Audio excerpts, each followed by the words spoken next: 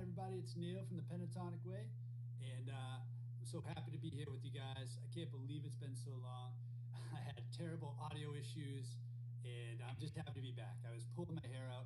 Right now, even, it sounds a little wacky to me, so I'm not really sure what's coming out to you guys right now. So if you can't hear me, drop it in the chat and say, hey, we can't hear you, man. All right, as always, the links are in the description to bounce ahead to the different parts of the video, like the lessons and the demonstrations and stuff. So let's check it out, see how it goes. All right, fingers crossed. All right, cool. We have this. Well, that's loud. It's not as loud. Is my mic loud? I can't really hear it. One sec. Let me check my Reaper. Oh yeah, it's gone. Crazy. Check, check, check. There we go. That's better. So, as I was saying, it's great to be back. Had audio issues the last couple weeks. I can't believe it. But as you can see, I used it as an excuse to spruce up my live stream look here. Let's get into it today. We got another backing track for you from Now You Shred. It's a Zappa style backing track. C Lydian. So we're going to check out how to play Lydian by using two shapes of the pentatonic scale. So I'm going to demonstrate a bit here, and then I'll show you what I'm doing, all right? So let's check it out.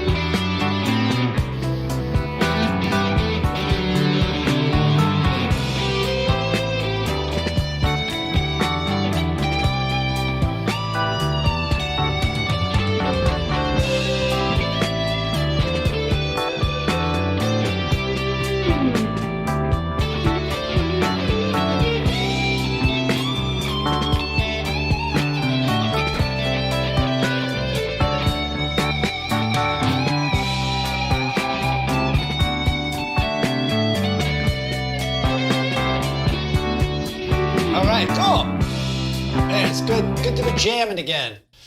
Sometimes I'd just be sitting here trying to figure out how to jam over these or how to figure out this audio issue.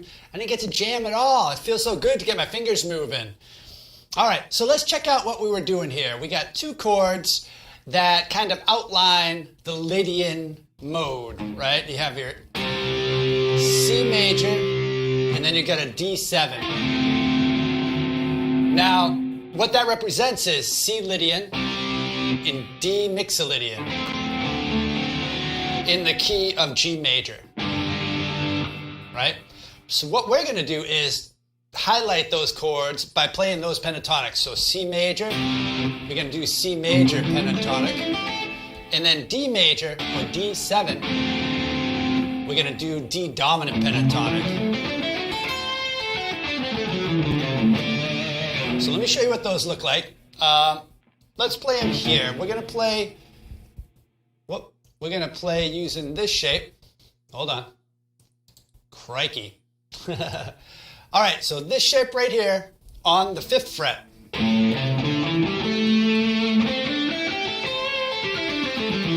So you might think of that as A minor, but it's also C major because they're like twinsies or whatever, because that 2nd note lands on C, which makes it, that's your major root for all your pentatonics. So you got the major 6th, root, 2nd, 3rd, 5th, major 6th, root, 2nd, 3rd, 5th, major 6th, root. All right. Now for the D7, we're going to stay in the same area of the neck, that 5th shape, 5th fret, and we're going to use this shape, the 4th shape of the dominant pentatonic, right? So it's going to sound like this.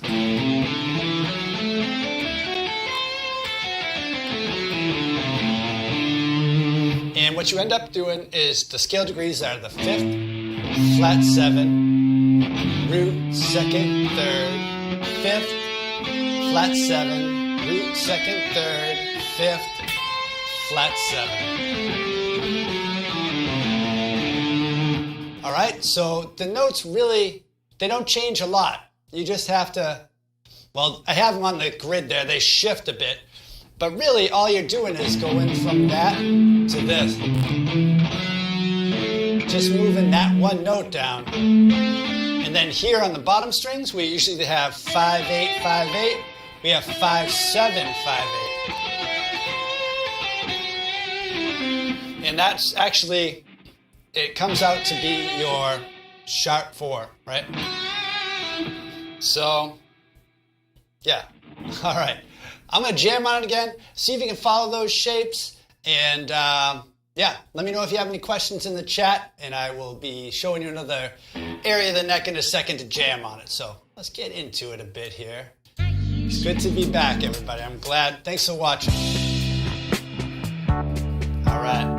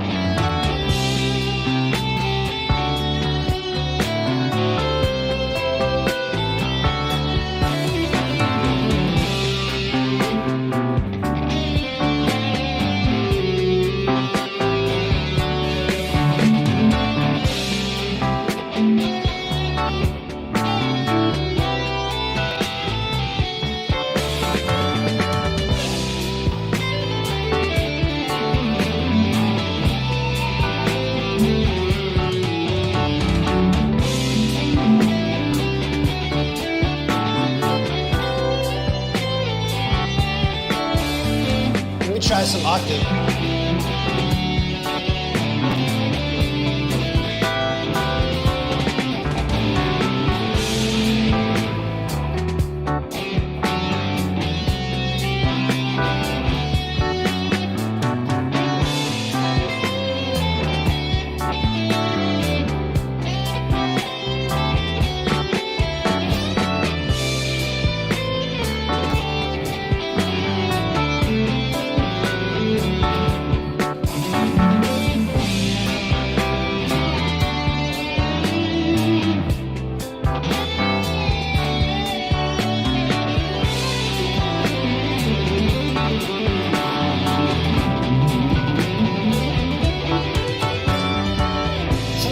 to do that.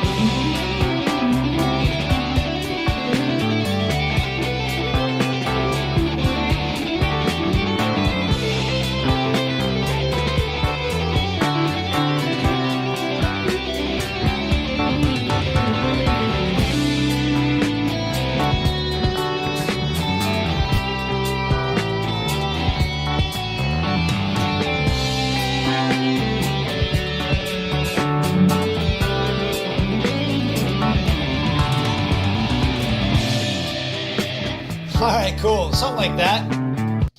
It's good to mess around again. Hold on. Okay, yeah. So what I was doing there was just really shredding out on G-Ionian, what I think is the G-Ionian shape, you know? And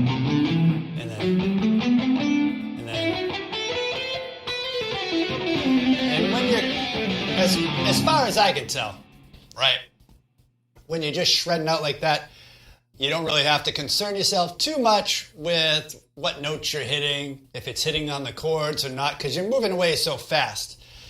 It's when you stop and slow down and play these long notes, it better be the right note. And that's where the pentatonic way comes into play, because you don't want to hit the wrong note when you should be hitting that note, you know?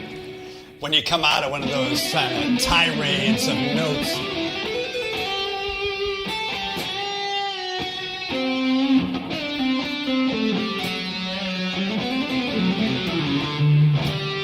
Like that.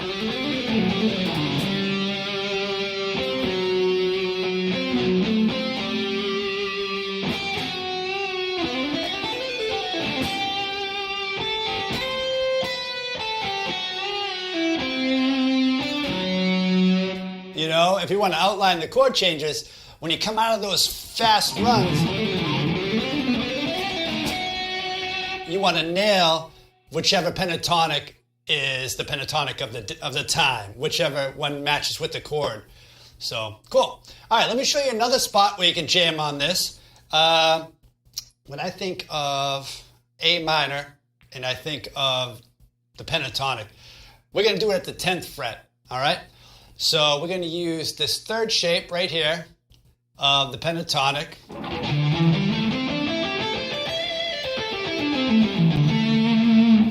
All right?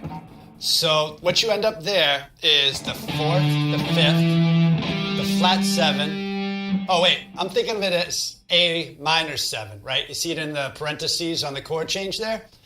All right, let me think of it more like C major, right? So now you're starting on the 2nd. You got your 3rd, your 5th, your 6th, your root, 2nd, 3rd, 5th, 6th, root, 2nd, 3rd.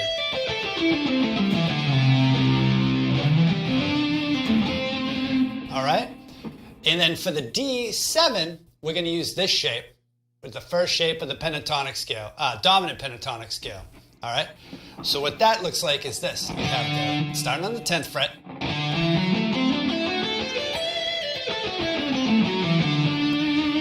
All right, so you have your root, 2nd, 3rd. Then you got your 5th, flat 7, root, 2nd, 3rd, 5th, flat 7, root, 2nd. All right, so I'm going to jam on those. And this one you can really see that it's only a couple notes that change, but those notes make all the difference. It's the ones on the A string and one on the G string. See that octave moving up and down?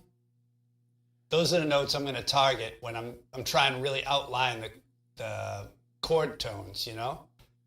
So, boom, boom. So I'll leave this one up there, and I'm going to jam on it now and see if you can follow those shapes, all right? Then after a while, I'll probably jump back to the other place and then jump around because I feel like having a good time jamming. All right, so here's...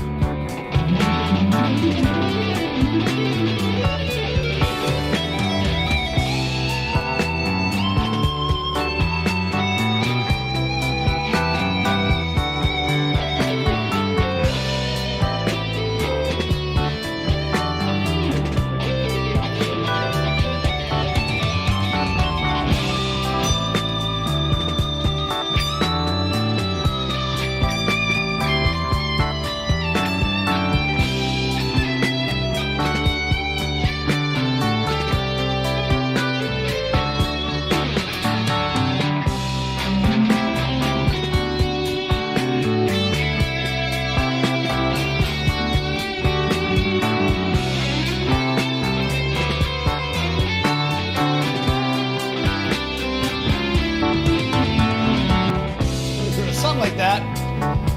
It's good to be back to practicing here after that 2 weeks off. What a nightmare. I don't know if you guys ever deal with audio issues on your computer. Sometimes it's just like, what? I'm looking at virtual banana, I'm looking at virtual potato, I'm looking at some ASIO ProLink thing. What ended up being? Reaper. Run through Reaper to a thing called Restream into OBS. I don't know. I'm getting into the weeds here, but it was a nightmare, I can tell you that. If you guys deal with computers, you know what I'm talking about. All right, well, I just want to thank you again for watching. It's great to be back. I plan on doing a lot more live streams. I'll see you tomorrow with another one of these How to Jam Over Backing Tracks videos. And I got some ideas for a new series to come up after this. I'm almost at 100 of these, so I think I might start to mix it up after that. I don't know. Let me know in the comments what you think. If you think I should add something new, ideas for something new, and I will see you tomorrow with the great lesson. Not the great lesson. So I'll talk to you then. Bye-bye. Take care.